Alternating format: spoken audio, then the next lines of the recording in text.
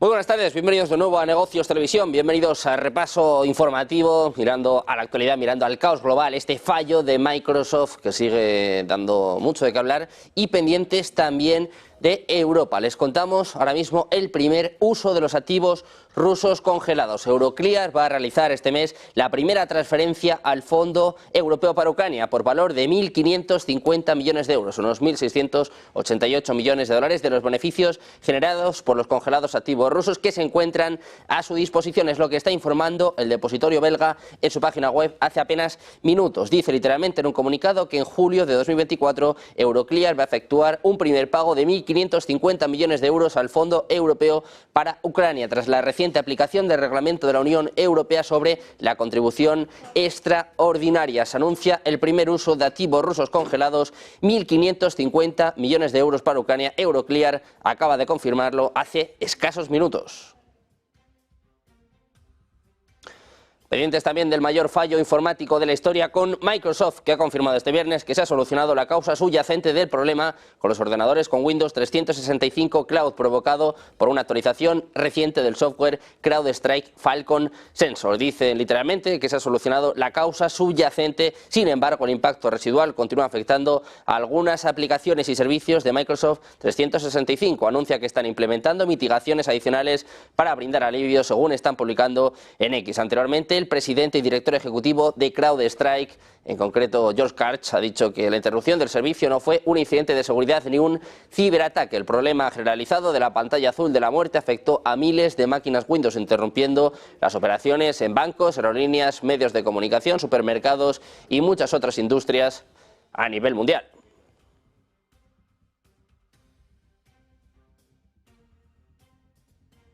Precisamente el director ejecutivo de CrowdStrike, el líder mundial en ciberseguridad, ha dicho que la interrupción a gran escala causada por una actualización de la empresa este viernes no fue un incidente de seguridad ni un ciberataque. Dice que los hosts Mac y Linux no se ven afectados y que no se trata de un incidente de seguridad ni de un ciberataque. Añade que el problema se ha identificado, aislado y que se ha implementado una solución. Recomiendan a los clientes que consulten el portal de soporte para obtener las últimas actualizaciones y que van a seguir proporcionando actualizaciones completas y continuas en su sitio web. CrowdStrike parece haber afectado directamente a los sistemas Windows de todo el mundo, causando problemas informáticos globales, interrupciones del servicio en varios estados de Estados Unidos y perturbaciones en aerolíneas internacionales, bancos y medios de comunicación. Las acciones de la empresa están cayendo hasta un 20% en las operaciones previas a la apertura del mercado en Estados Unidos. Y hablando de Estados Unidos, la expresidenta de la Cámara de Representantes, Nancy Pelosi, ha asegurado a alguno de sus compañeros demócratas que se puede persuadir a Joe Biden para que retire su candidatura para las elecciones presidenciales, según recoge en estos momentos The Washington Post. Pelosi, cercana a Biden, cree que este debería abandonar la carrera por la presidencia para que el Partido Demócrata presente a otro candidato. El expresidente Barack Obama también piensa que Biden debería repensar seriamente su candidatura.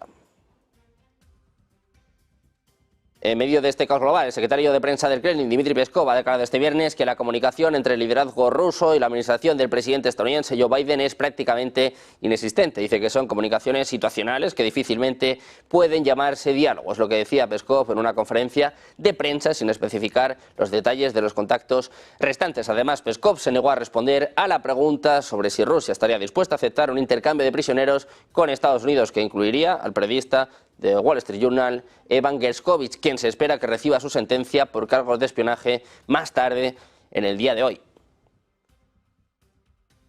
Mirando a Rusia y a este fallo de los sistemas de Microsoft a nivel global, que, como no, evidencia la necesidad de abandonar el software extranjero en las infraestructuras críticas, afirma este viernes el portavoz del Ministerio de Desarrollo Digital, Comunicaciones y Medios Masivos de Rusia que no se han visto afectados. Los aeropuertos rusos no han sufrido ningún problema, mientras varios países del mundo registran retrasos en los vuelos, la gestión de maletas y la facturación. Dicen que la situación con Microsoft muestra, una vez más, la importancia de la sustitución de importaciones de software extranjero, sobre todo en las instalaciones críticas de infraestructura de la información, es lo que sostenía el portavoz de la cartera. Por su parte, el representante de la Agencia Federal de Transporte Aéreo ha manifestado, comentando el enorme apagón informático, que la aviación civil nacional introdujo un software especializado de elaboración local hace varios años y que la sustitución de importaciones prosigue. Añade que el transporte aéreo de Rusia, sus aerolíneas y aeropuertos funcionan con normalidad y que los vuelos siguen operando según lo previsto.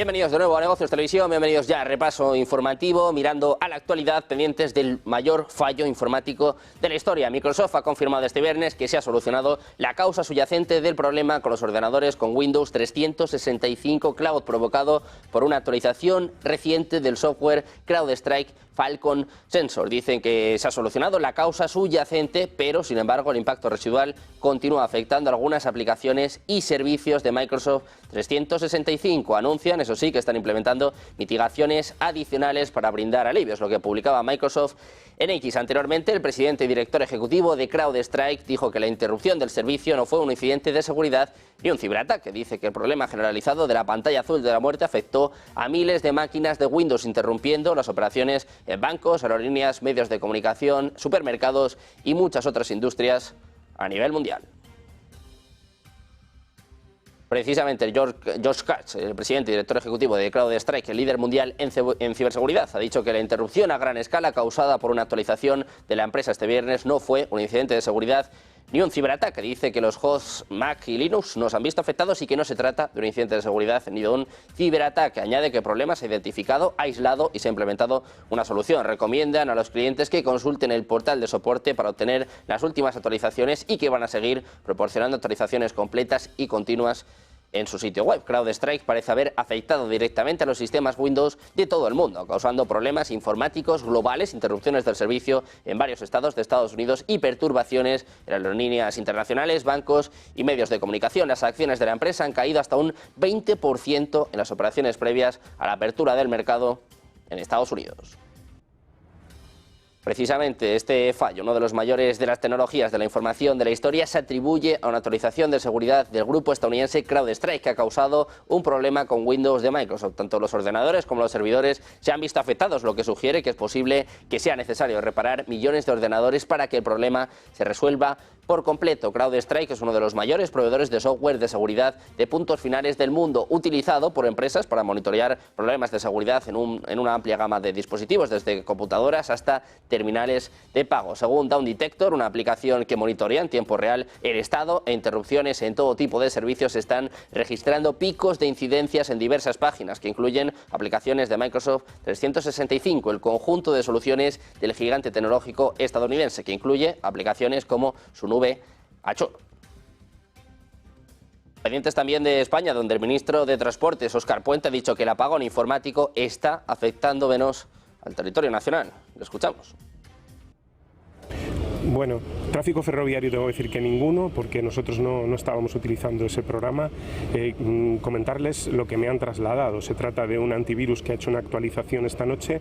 Es un antivirus muy implantado a nivel mundial, parece que es uno de los más, si no el más fiable o el más prestigioso, vinculado con Microsoft, y es un sistema con el que cuentan empresas privadas y públicas de todo el mundo. Estamos viendo una crisis muy fuerte en Australia, también en Estados Unidos las aerolíneas han empezado a suspender vuelos. Afortunadamente, en el caso de España, la afectación está siendo menor que en otros lugares.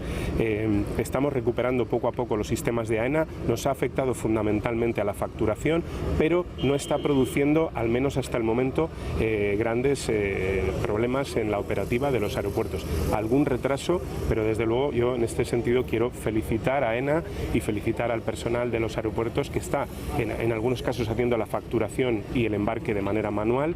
Pues felicitarles por el trabajo que están haciendo para evitar que en unas fechas como estas los viajeros se vean afectados, porque estamos hablando de periodo vacacional en el que todo el mundo está deseando cogerse esas merecidas vacaciones y es importante que nosotros echemos el resto para evitar los retrasos. Así que en este sentido la operativa de AENA no se está resintiendo de manera significativa, sí hay algunos retrasos, y poco a poco estamos recuperando los sistemas, de manera que espero que en poco tiempo estemos ya en la más absoluta normalidad.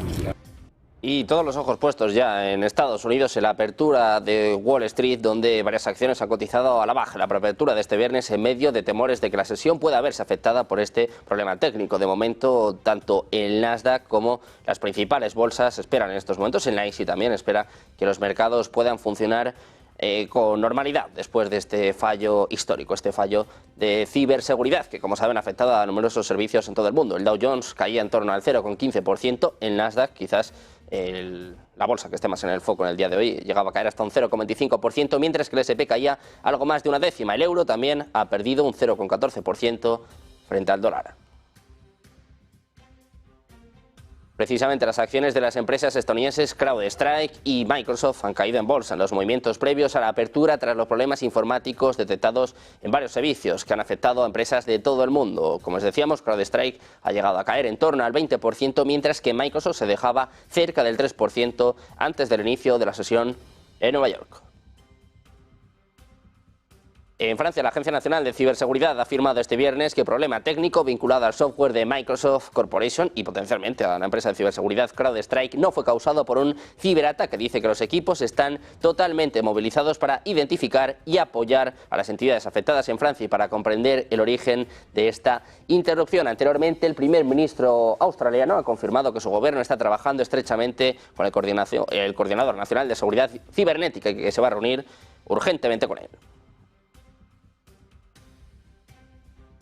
Pendientes también de Oriente Medio, al menos una persona ha muerto y otras 10 han resultado heridas en la madrugada de este viernes como consecuencia del ataque de un dron lanzado por los hutíes contra la ciudad israelí de Tel Aviv y que no llegó a activar ninguna alerta aérea, lo que supone una importante escalada en los ataques de los hutíes contra Israel. Una investigación preliminar muestra que la explosión en Tel Aviv ha sido causada por la caída de un objeto aéreo que no activó ninguna alerta. El asunto está siendo investigado en profundidad. Numerosas fuerzas operan ya en el lugar. La Fuerza Aérea va a aumentar las patrullas de los aviones que operan para proteger los cielos del país. No hay cambios en las directivas del mando del Frente Interior, es lo que reza un comunicado del ejército israelí publicado en X. El dron que esta madrugada impactó contra un edificio en Tel Aviv, que mató al menos a un hombre e hirió a otras 10 personas, es de fabricación iraní y fue lanzado por los hutíes desde Yemen. Es lo que confirma el portavoz del ejército israelí, Daniel Hagari, en un vídeo. Dice que según la investigación preliminar y los indicadores sobre el terreno, está claro que el dron era un Samad 3 que, según los cálculos del ejército, partió de Yemen hacia Tel Aviv. El Samad 3, según explicaba Hagari, es un dron de fabricación iraní que ha sido modificado para ampliar su distancia de vuelo. Pendientes también precisamente de la respuesta por parte de Israel a este ataque con drones por parte de los hutíes. Este mismo viernes un alto funcionario acaba de confirmar que va a responder al ataque con drones hutíes. La opción de un ataque en suelo yemení está sobre la mesa. Añade que parece que el ataque con drones tuvo como objetivo el edificio de la embajada estadounidense en Tel Aviv. Dicen que no es casualidad que el dron explotara cerca. En un comunicado, la oficina del primer ministro ha dicho que Netanyahu había consultado con los jefes de las agencias de seguridad de Israel sobre este tema. Precisamente Netanyahu visitaba por sorpresa Rafah, en el sur de Gaza, para animar a las tropas israelíes. Ha visitado por sorpresa este jueves el sur de la Franja de Gaza para animar a las tropas en su lucha contra Hamas. En concreto, ha subrayado en un vídeo publicado en X que el control por parte del ejército de Israel del corredor de Filadelfia es un punto clave. Dice que es esencial para la seguridad de Israel. El gobierno de Irán ha afirmado este viernes que la resolución aprobada recientemente por el Parlamento de Israel rechazando la creación del Estado palestino es una nueva muestra de la naturaleza racista del régimen usurpador sionista. Son las palabras literales que apuntaban. La nueva resolución aprobada por el Knesset del falso régimen israelí en rechazo al establecimiento de un Estado palestino después de 9 meses de crímenes de guerra y genocidio constante de palestinos por parte de Israel muestra una vez más al mundo la naturaleza racista. Es lo que apunta el portavoz del Ministerio de Exteriores iraní, Nasser Kanani.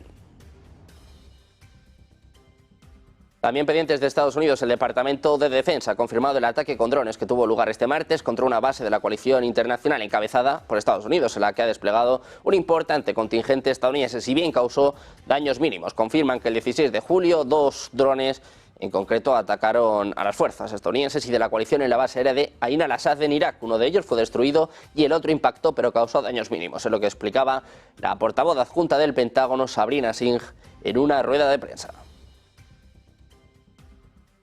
Pendientes también de las tensiones entre China y la OTAN, nuevo cruce de acusaciones. Hacemos una pausa, un par de minutos y enseguida se lo contamos en La Voz Televisión.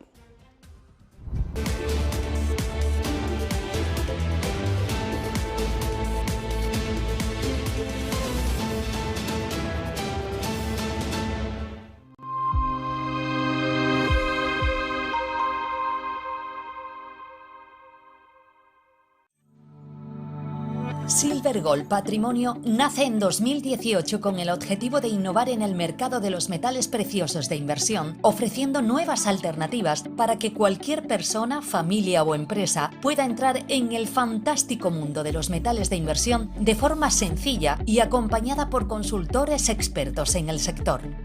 Silver Gold Patrimonio quiere avanzar contigo.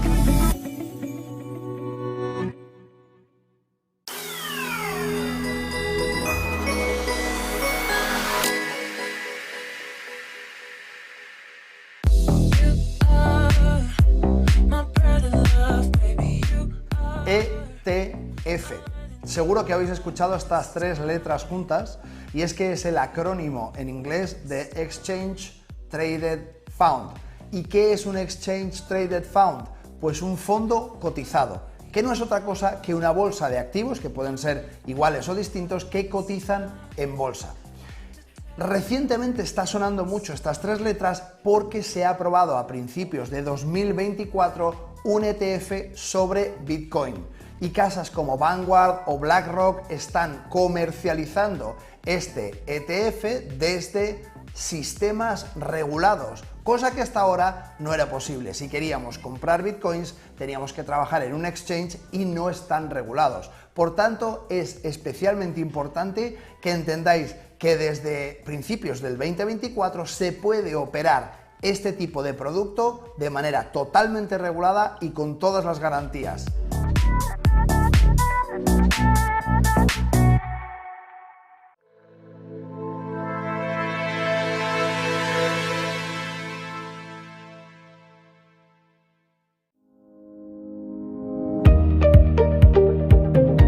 Algo que a menudo la gente no da la suficiente importancia es el mercado de divisas. Y es que los cruces de divisas, que es así como se llama cuando se compara una divisa con otra, se cruzan y obtenemos un valor determinado, un valor numérico. Pero a menudo no se le da la importancia suficiente. Cuando yo me compro una camisa, probablemente haya sido diseñada, pues no lo sé, en Italia o en Francia o en cualquier sitio, ese diseño habrá sido manufacturado, vamos a decir, en China, como una de las grandes fábricas del mundo, y de ahí ya hay un cambio de divisa del euro al yuan. Una vez que haya sido facturada, probablemente haya un distribuidor por el medio que la envíe, vamos a decir, a Malasia como centro de distribución. De ahí, de nuevo, habrá un cambio de divisa. E imaginad que esta camisa ahora se va a vender, pues no lo sé, en Estados Unidos y habrá un siguiente cambio de divisa. Todos esos pasos que vamos sufriendo, al fin y al cabo, conforman el mercado Forex, el mercado Foreigner Exchange, que es el mercado de cambio de divisas, donde no solamente se altera mediante la oferta y la demanda de inversores que entran al mercado, sino también en el comercio diario que tenemos dentro del mundo entero.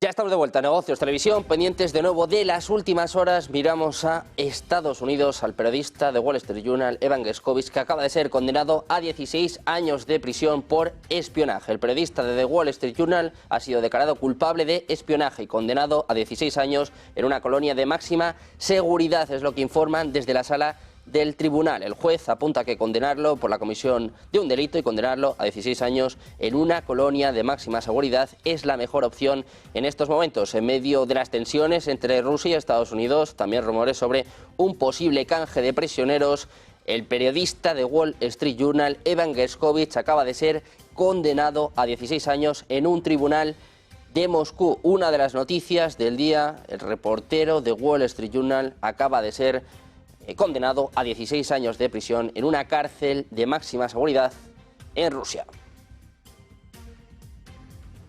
Mientras tanto, China ha denunciado este viernes las recientes declaraciones de la OTAN sobre la opción de recuperar proyectos de infraestructura en Europa si el conflicto con Rusia se intensifica, calificándolas como una muestra más de las intenciones de la Alianza Occidental de traspasar los límites. El portavoz del Ministerio de Exteriores chino, Lin Yan, ha calificado hoy estas declaraciones como una nueva muestra de las intenciones de la OTAN de traspasar los límites y expandir su poder, además de fomentar la confrontación entre bloques. Según el portavoz, esto va en contra de los principios de no alineación, no confrontación y no apuntar a terceros que sustentan la relación entre China y Rusia. En este sentido, Yan ha recalcado que la cooperación económica entre China y la Unión Europea es beneficiosa para ambas partes y ha calificado de irracional que la OTAN interfiera y socave esta cooperación bajo el pretexto del conflicto en Ucrania. Dice que todas las partes deben resistir firmemente dicha interferencia, es lo que apostillaba el portavoz chino.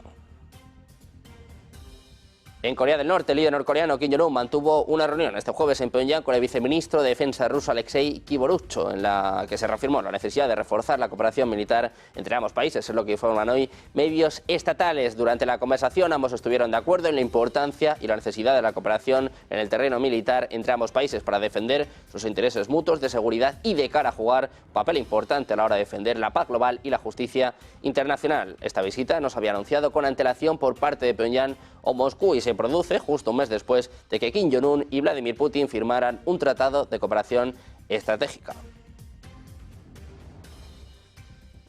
Miramos también al expresidente de Estados Unidos, Donald Trump. Ha afirmado este jueves que se lleva muy bien con el líder de Corea del Norte, Kim Jong-un. Decía que la prensa lo odiaba y que le preguntaban cómo podía llevarse bien con él. Es lo que señalaba en su discurso durante la última jornada de la Convención Nacional Republicana que se celebra en Milwaukee. Dice el propio Trump que es bueno llevarse bien con alguien que tiene muchas armas nucleares. El candidato republicano ha destacado en su intervención que durante su mandato detuvo los lanzamientos de misiles de Corea del Norte y, sin embargo, ahora está actuando de nuevo, pero dice que a Kim Jong-un también le gustaría verle de vuelta. Cree que le echa de menos. También le echaban de menos los republicanos y precisamente en el momento en el que aceptaba su candidatura, Trump instaba a la unidad. Dice que va a hacer América grande otra vez. Anunciaba una victoria increíble en noviembre y que va a gobernar para todos los americanos. Sobre el atentado subrayaba que si no llega a mover la cabeza ya no estaría aquí.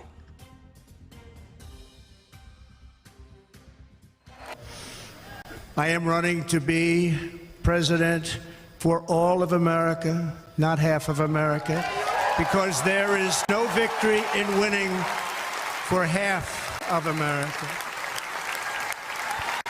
So tonight, with faith and devotion, I proudly accept your nomination for President of the United States. Thank you. Un Trump que también ha mandado mensajes a Rusia. Ha señalado que los submarinos nucleares rusos estaban estacionados frente a Cuba, que se encuentra a 145 kilómetros de Florida, antes de anunciar que si es elegido va a revivir los planes del expresidente Ronald Reagan de desarrollar un sistema de defensa de misiles basado en el espacio para proteger a Estados Unidos de misiles nucleares de largo alcance. Decía Trump que si fuera él el que dirigiera este país y tuvieran submarinos nucleares en Cuba, los titulares de todos los días serían ¿qué le pasa a nuestro presidente? Decía que la guerra está ahora en pleno apogeo en Europa y en Oriente Medio y que la administración Biden no puede ni siquiera acercarse a resolver estos problemas. Tonight I ask for your partnership, for your support, and I am humbly asking for your vote. I want your vote. It's going to make our country great again. Every day I will strive to honor the trust you have placed in me, and I will never, ever let you down. I promise that. I will never let you down. To all of the... Un Trump que además decía que tanto Rusia como China le tienen miedo, y ya respuesta por parte del Kremlin. Cree que las declaraciones del candidato presidencial de Estados Unidos de que Rusia supuestamente le tenía miedo están dirigidas a una audiencia interna estadounidense. Esto le contaba a los periodistas el secretario de prensa del presidente ruso Dmitry Peskov, respondiendo a una pregunta de TASS. Trump afirmó anteriormente que durante su presidencia otros países, incluidos Rusia y China, supuestamente le tenían miedo, por lo que había paz en todas partes. Decía además que durante las campañas electorales, decía Peskov, en Estados Unidos los participantes políticos hacen muchas declaraciones diferentes que están destinadas a una audiencia nacional y en consecuencia están repletas de frases y formulaciones que los estadounidenses quieren escuchar. Precisamente Trump y Zelensky se espera que hablen en las próximas horas. Tienen previsto mantener una conversación telefónica este viernes. Sería la primera entre ambos líderes políticos desde que Trump dejó la Casa Blanca en 2021 y también el primer contacto entre ambos desde que el expresidente de Estados Unidos aceptara este jueves la nominación republicana de cara a las elecciones de noviembre. La planificación de esta llamada lleva en preparación bastante tiempo y pueden surgir imprevistos que cambien a última hora las agendas. La posición de Trump a la ayuda militar a Ucrania ha suscitado dudas sobre el apoyo de Estados Unidos a Kiev en el caso de que Trump vuelva a la Casa Blanca. También la mirada puesta en Joe Biden. Los megadonantes creen que está cerca de abandonar la carrera por la Casa Blanca después de que amenazaran con detener la financiación de su campaña y los grandes del partido indicaran que ven insostenible su candidatura. Según Financial Times, los donantes desde Wall Street hasta Hollywood han ejercido nueva presión para que Biden abandone la Casa Blanca, incluidos Chuck Schumer, Hakeem Jeffries y Nancy Pelosi. Les instan a persuadir a Biden para que se retire. Un megadonante cercano a Schumer cree que, hablando con personas muy cercanas al presidente de Estados Unidos, cree que esto va a terminar muy pronto. Es más, un alto demócrata de Washington pone fecha, dice que la presión es insuperable y que puede dejarlo tanto hoy como el próximo lunes. Quedan horas para Biden. Precisamente, pendientes de Estados Unidos, pendientes del propio Joe Biden, les contamos que su gobierno ha descrito como preocupantes las declaraciones formuladas este jueves por el viceministro de Exteriores de Rusia, Sergei Ryabkov, que no descartó un despliegue de misiles con capacidad nuclear si Washington da el paso de colocar en Alemania armamento de largo alcance. Dicen que cualquier tipo de retórica o lenguaje que hable sobre el uso o despliegue de cabezas nucleares es preocupante y algo a lo que prestarán mucha atención. Es lo que señala el viceportavoz del Departamento de Estado estadounidense, Vedant Patel. En concreto dice que no va a hablar sobre respuestas ya que los colegas en el Pentágono pueden hacerlo con más detalle, pero recalcaba que estas declaraciones desde Moscú es algo que han visto hacer y decir a los rusos. Dice que golpeaban un poco sus pechos desde hace un tiempo y que no quiere especular, pero que van a seguirlo de cerca. En Europa, pendientes de Ursula von der Leyen, que va a cumplir un segundo mandato como presidenta de la Comisión Europea después de ganar cómodamente el apoyo de los legisladores con promesas de impulsar capacidades de defensa y la competitividad económica de la Unión Europea.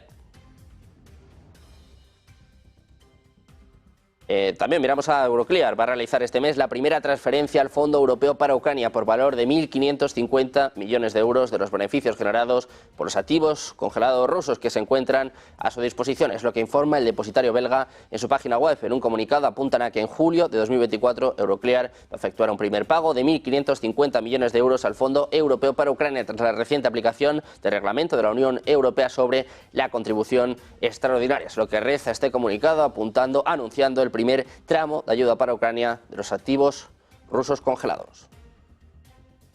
Hablamos también del primer ministro británico Keir Starmer y el presidente de Francia Emmanuel Macron han protagonizado su primer encuentro en Reino Unido con la intención de reiniciar sus relaciones bilaterales tras la llegada al poder del político laborista después de una década y media de gobiernos conservadores, en una reunión donde ha reafirmado su respaldo a Ucrania y prometido intensificar sus esfuerzos para reducir los pasos migratorios por el Canal de la Mancha. Ambos líderes se han reunido este jueves en el Palacio de Blenheim durante un encuentro significado por el 120 aniversario de la Entente Cordial, el tratado de no agresión firmado por ambos países en 1904 durante la expansión colonial, así como el 80 aniversario del desembarco de Normandía y la liberación de Francia durante la Segunda Guerra Mundial. Starmer y Macron se han comprometido a estrechar su cooperación en materia económica desde el crecimiento económico sostenible, la seguridad energética y el impulso de soluciones bajas en carbono para abordar las emergencias climáticas y naturales. Hablamos también del presidente ruso Vladimir Putin. Se ha reunido con miembros del Consejo de Seguridad de la Federación Rusa para discutir temas relacionados con la seguridad interna. En la parte introductoria del encuentro, que fue el único a disposición de los medios, Putin afirmó que los temas de seguridad se van a discutir en detalle durante importantes eventos sociales y políticos en el país. Dejó la palabra a Alexander Bortnikov, director del Servicio Federal de Seguridad de Rusia. En concreto, en esta reunión también asistieron el ministro de Defensa, Andrei Belousov, el primer ministro Mikhail Mishustin, el secretario del Consejo de Seguridad, Shoigu, el vicepresidente del Consejo de Seguridad, Medvedev, y también el jefe de la administración presidencial, Anton Beino. Putin, después del intento de asesinato a Donald Trump, ordena fortalecer la seguridad durante eventos políticos importantes en Rusia. El secretario de prensa del Kremlin, Dmitry Peskov, ha declarado este viernes que la comunicación entre el liderazgo ruso y la administración del presidente estadounidense Joe Biden es prácticamente inexistente. Dice que son comunicaciones situacionales, que difícilmente pueden llamarse diálogos, lo que apunta en una conferencia de prensa sin especificar los detalles de los contactos restantes. Además, Peskov se negó a responder a la pregunta sobre si Rusia estaría dispuesta a aceptar un intercambio de prisioneros con Estados Unidos que incluiría al periodista de The Wall Street Journal, Evan Gershkovich, que, como les acabamos de anunciar, ha sido condenado a 16 años de cárcel. Pendientes también del caos global, el mayor fallo informático de la historia. ¿Habrá afectado a Rusia? Se lo contamos enseguida, 2 minutos. Enseguida se lo explicamos en Negocios Televisión.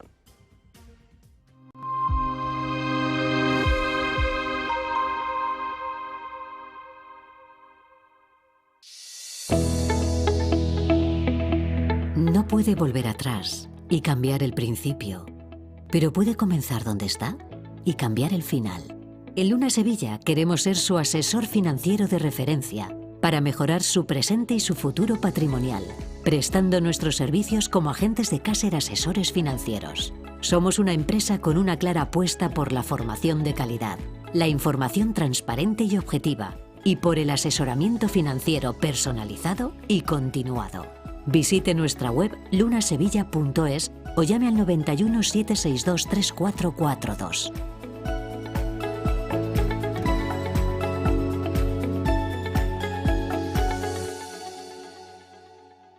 Ven al Torreón, estamos en El Pardo, un espacio único en plena naturaleza. Disfruta de momentos de desconexión mientras saboreas la mejor gastronomía. Disponemos de 7 amplias terrazas y salones para todo tipo de eventos. Degusta nuestros exquisitos platos acompañados de una selecta bodega de vinos. A tu servicio, un gran parking y zona infantil. Abierto los 365 días del año. Cocina ininterrumpida desde las 10 de la mañana hasta las 12 de la noche. Haz tu reserva.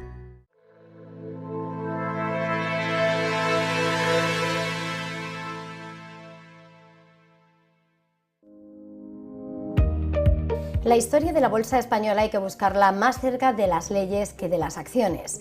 De hecho, para buscar el origen del mercado bursátil en España, hay que remontarse al 10 de septiembre de 1831 con la publicación de la Ley de Creación de la Bolsa de Madrid.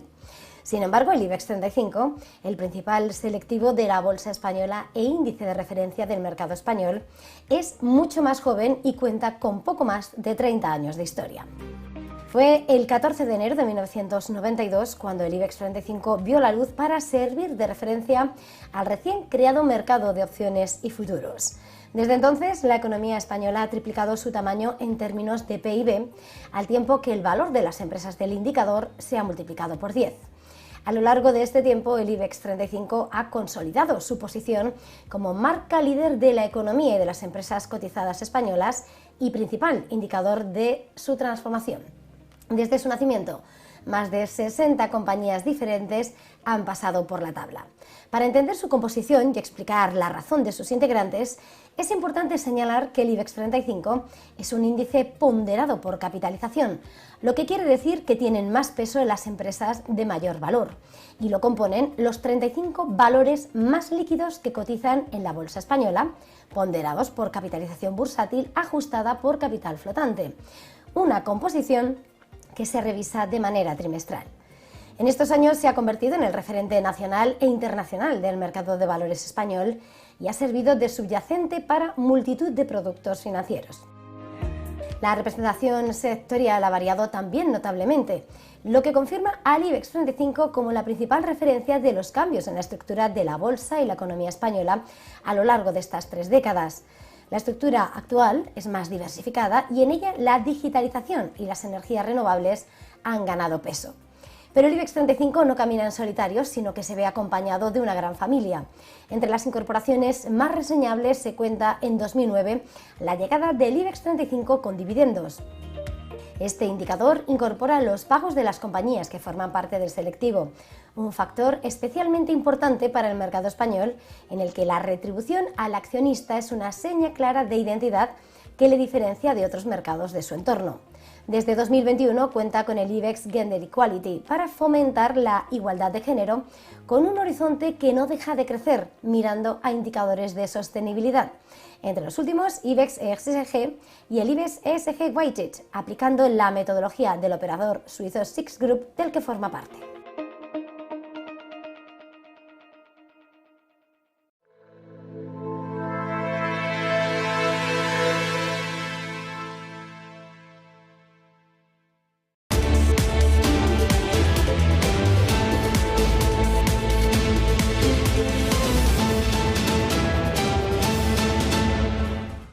Ya estamos de vuelta en Negocios Televisión. Seguimos pendientes del fallo de los sistemas de Microsoft a nivel global. Dice Rusia que evidencia la necesidad de abandonar el software extranjero en las infraestructuras críticas. Es lo que afirma este viernes el portavoz del Ministerio de Desarrollo Digital, Comunicaciones y Medios Masivos de Rusia. Los aeropuertos rusos no han sufrido ningún problema, mientras varios países del mundo registran retrasos en los vuelos, la gestión de maletas y la facturación. Añade que la situación con Microsoft muestra, una vez más, la importancia de la sustitución de importaciones de software extranjero, sobre todo en las instalaciones críticas de infraestructura de la información. Es lo que sostenía el portavoz de la cartera. Por su parte, el representante de la Agencia Federal de Transporte Aéreo manifestó, comentando el enorme apagón informático, que la Aviación Civil Nacional introdujo un software especializado de elaboración local hace varios años y que la sustitución de importaciones prosigue. Dice que el transporte aéreo de Rusia, sus aerolíneas y aeropuertos funcionan con normalidad y los vuelos operan según lo previsto. El Servicio Federal de Seguridad de Rusia ha informado este viernes de que ha logrado frustrar un intento de atentado terrorista en una estación de autobuses de la región de Stavropol, ubicada en el suroeste del país, en la zona del Cáucaso Norte. En el territorio de Stavropol se detuvo un acto terrorista planeado por un miembro de una organización terrorista internacional prohibida en Rusia, originario de uno de los países de la región de Asia Central. Es lo que detalla el Servicio Secreto ruso. Según las autoridades, el supuesto terrorista había planeado utilizar un artefacto explosivo en la estación de autobuses, donde había acudido en varias ocasiones para inspeccionar las instalaciones y comprobar los momentos de mayor afluencia de personas. Hablamos también del presidente de Ucrania, Volodymyr Zelensky, ha admitido a la BBC que trabajar con Donald Trump, si el expresidente gana las elecciones de noviembre, será un trabajo duro, pero que los ucranianos son muy trabajadores. Zelensky, que este viernes hablará en una reunión con Keir Starmer, dijo que estaba dispuesto a trabajar con cualquiera que esté en el poder en Estados Unidos, sobre todo tras los comicios presidenciales. En este sentido, el mandatario ucraniano hizo esta afirmación después de que Trump anunciase que el senador de Ohio, J.D. Vance, iba a ser su compañero de fórmula en la votación de noviembre. Un Vance que, por cierto, hace apenas un par de años decía que no le importa lo que pasa con Ucrania.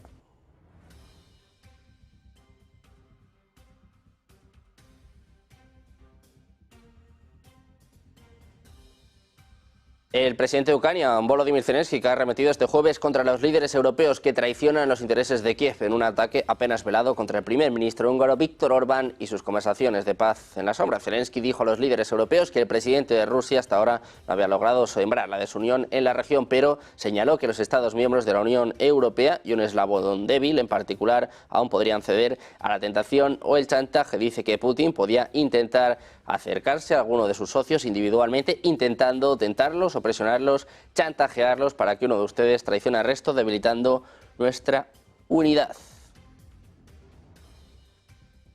Precisamente pendientes de esta cuestión, pendientes del propio Zelensky, de sus comentarios en la cumbre de la Comunidad Europea, apuntando precisamente pues, a la división que podría pretender el propio Putin. Miramos al portavoz del Kremlin, a Dmitry Peskov. Ha calificado este viernes las interrupciones en tránsito de petróleo ruso a través de Ucrania como una crisis para los compradores de petróleo afectados, pero dijo que había poco margen para conversaciones con las empresas de tránsito ucranianas porque la decisión había sido política. Eslovaquia y Hungría han anunciado que han dejado de recibir petróleo de un proveedor clave, en concreto de la empresa rusa Lukoil, en concreto después de que Ucrania prohibiera el mes pasado el tránsito de recursos de la compañía energética rusa a través de su territorio. Miramos también al Banco Central Europeo. Dejaba las tasas de interés sin cambios en una votación unánime este jueves después del recorte histórico de junio, al tiempo que describía la opción de una reducción en septiembre como ampliamente abierta. La política monetaria mantiene restrictivas las condiciones de financiación. Al mismo tiempo, las presiones sobre los precios internos siguen siendo elevadas y la inflación de los servicios es elevada y probable que se mantenga por encima del objetivo hasta bien entrado el próximo año. Dicen que la inflación general cayó al 2,5% desde el 2,6% anterior. Christine Lagarde deja la puerta abierta a subidas, pero también a recortes en septiembre. La escuchamos. Inflation is expected to fluctuate around current levels for the rest of this year, partly owing to energy-related base effects. It is then expected to decline towards our target over the second half of next year, owing to weaker growth in labour costs, the effect of our restrictive monetary policy, and the fading impact of the past inflation surge.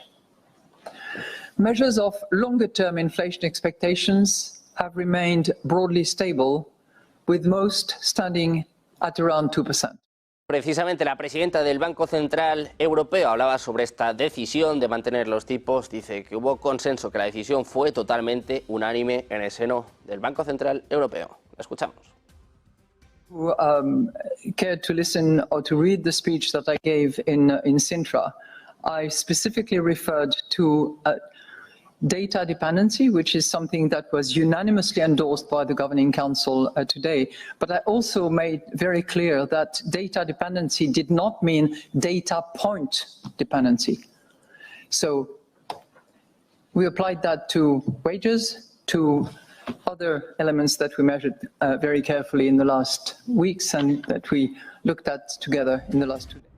Pendientes del Banco Central Europeo, seguimos mirando a últimas horas, pendientes del futuro de Joe Biden, la presión por parte de los demócratas, algunos hablando de colapso total. Ojo, porque antes de irse Biden podría dejar un regalito. Washington Post está informando en estos momentos de un cambio que sería crucial para la justicia estadounidense, y es que Biden podría respaldar una gran reforma de la Corte Suprema. El presidente Biden está considerando seriamente respaldar un conjunto de propuestas que reformarían la Corte Suprema, incluida una legislación para establecer límites de mandato e imponer un código de ética vinculante para los jueces. Es un cambio importante para Biden, expresidente del Comité Judicial del Senado, que a lo largo de su carrera política se ha opuesto en general a los intentos de realizar cambios sustanciales en la Corte Suprema, precisamente en un momento en el que se cuentan las horas para que renuncie a la carrera presidencial. Ojo, porque Washington Post informa que Biden podría respaldar una gran reforma en la Corte Suprema de Estados Unidos.